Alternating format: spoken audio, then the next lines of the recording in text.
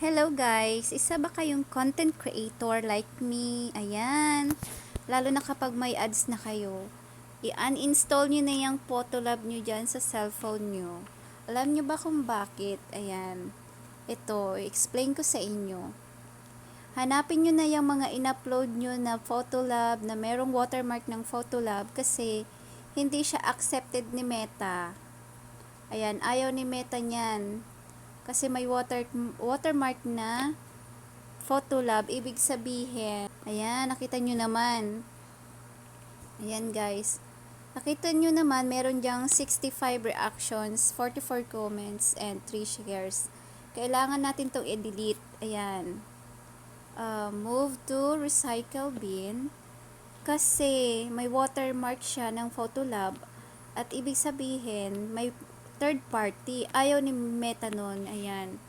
Tapos, ayan, papalitan ko rin yung aking profile picture kasi may watermark din siya ng, ayan, to see profile picture. Ayan. Nakita nyo, meron niyang Photolab na watermark. Ayan. Kailangan natin siyang palitan. Kasi nga, ayan, maghanap tayo dito sa ating gallery ng pictures. Asan na ba? Wala ba akong dito pwedeng gawing pictures? Kasi, ayan. Ito na lang. Ayan.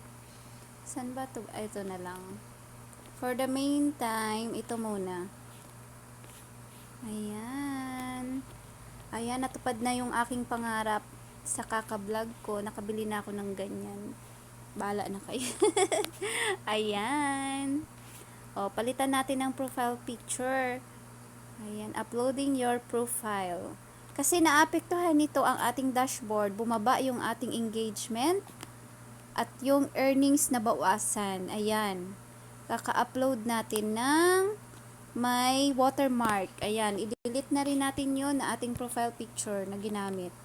See profile picture, slide natin. Ito.